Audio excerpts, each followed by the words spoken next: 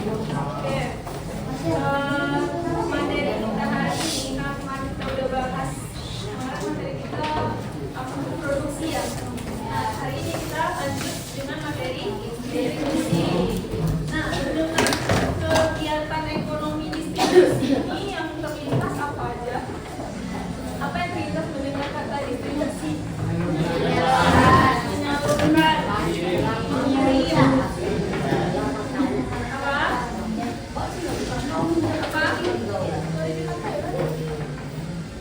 Ada menyalurkan, ada mengirim. Nah, dari gambar ini dia ada kegiatan apa ini?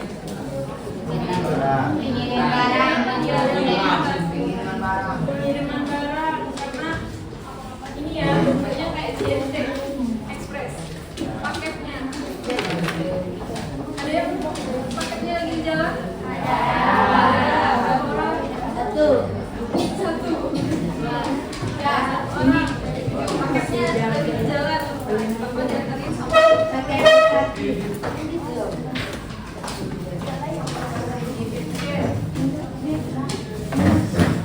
Nah, guna pembelajaran kita hari ini yaitu dasar hari ini mampu menjelaskan konsep distribusi dan mampu mengidentifikasi dan mengklasifikasikan kegiatan ekonomi distribusi.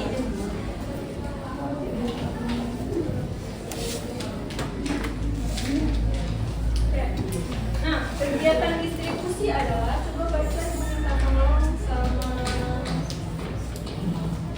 siapa ya? Siapa yang mau deh? Bacain pengertian distribusi. Siapa namanya? Indah, baca Indah. Distribusi adalah sebuah kegiatan dari kebutuhan untuk penjualan barang dan jasa dari produsen ke konsumen melalui proses jual beli. Nah, seperti gambar yang tadi kata di semua itu orang yang lagi nganter paket. Nah, distribusi artinya adalah menyalurkan barang dari produsen ke konsumen. Siapa produsen? Orang yang menghasilkan produksi mereka. Nah, siapa konsumen? Kita sebagai konsumen, kita pesen nih, nanti diantarkan atau didistribusikan oleh kita pengantaran atau JNT, ada apa lagi? Shopee Express banyak ya. Kalau misalnya pakai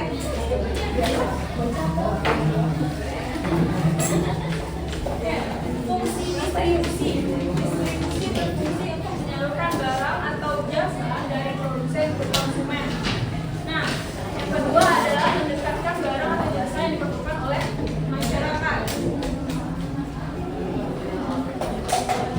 Nah, ini contoh saluran distribusi. Ada 3 saluran distribusi barang konsumsi makanan kita sehari-hari, ada saluran distribusi industri, saluran distribusi produk pertanian.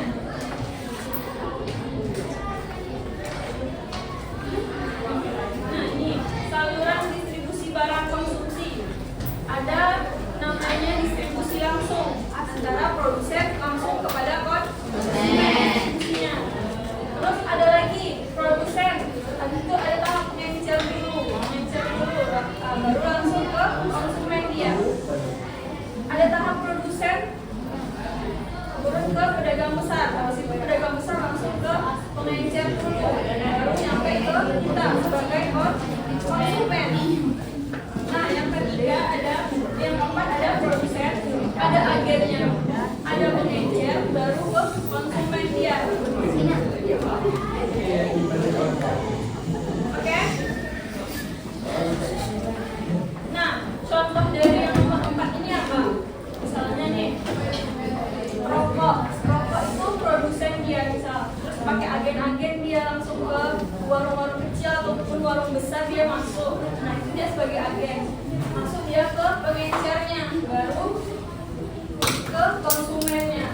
Nah, yang ke berapa lagi? Yang kelima ada tahap produsen, agen, pedagang besar, pengecer, baru langsung ke konsumen. Nah, ini namanya adalah distribusi tidak langsung karena dia pakai perantara. Kalau distribusi langsung ada langsung produsen langsung ke konsumen dia.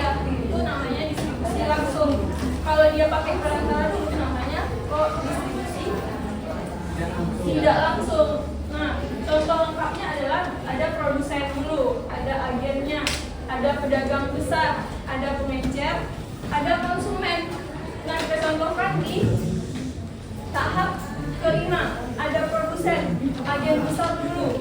Misal nih produk yang gede, apa yang produk yang gede namanya? Pabrik gede. Misal Unilever atau Wings Food atau Wings. Nah, dia sebagai produsen. Nah, dia pakai saus gak agen sebagai ininya, sebagai perantara awal yang memesan barang. Habis itu barangnya diantarkan ke kemana dia? Pedagang besar dulu atau ke grosir namanya. Habis ke grosir, warung-warung kecil belanja nggak ke grosir?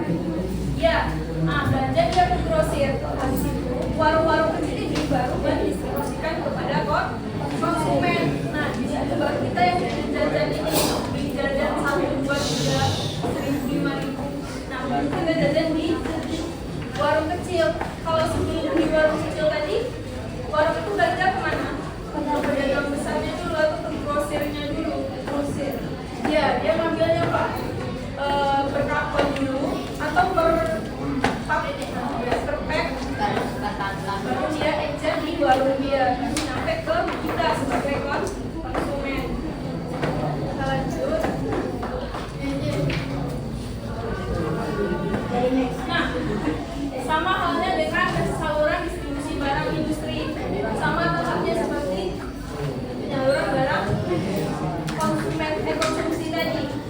Ada distribusi langsung dan distribusi tidak langsung. Ada langsung, kalau distribusi langsung dari produsen langsung ke pemakai industrinya. Oke. Yang ketiga ada saluran distribusi produk pertanian. Nah, untuk bahan materi ini nanti dikirimkan lewat grupnya. Silakan dipahami lagi kalau misalnya ada yang kurang jelas dan ditanyakan ke ibu lagi. Oke?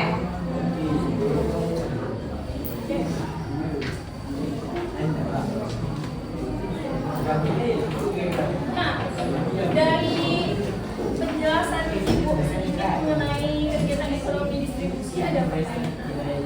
Tidak ada pertanyaan? Kalau tidak ada pertanyaan, kita latihan ya.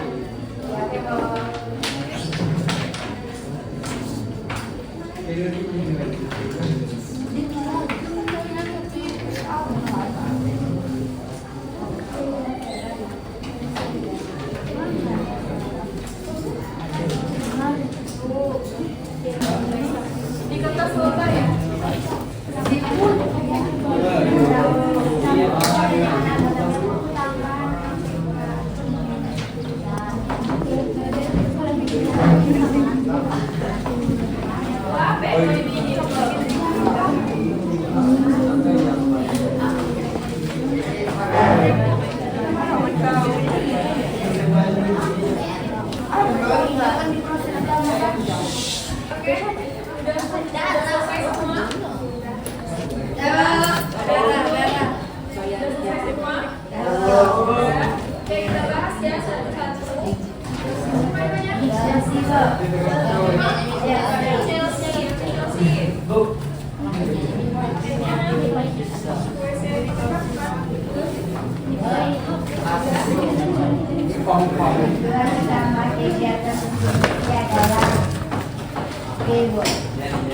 Tujuan utama kegiatan distribusi adalah B.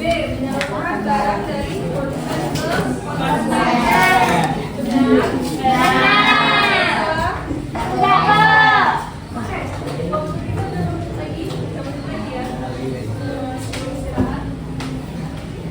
Oke, dari soal 15 soal ini ada yang terkendala kah? Jawab semua. Udah tahu semua isinya? Oke. Ibu bacakan aja ya, nanti dicetak kita kumpul kertasnya. Oke? Karena waktu kita cuma sedikit, itu belum ambil absen. Nomor 2 isinya B, 3C, 4B, 5C, 6B, 7B, 8C, 9A, 10B, B, 12B, 13C, 14C, dan 15A. Nah, dari 15 soal ada yang salah? Ada, Bu. Ada. Dua orang. Soal nomor 10. 7, Bu.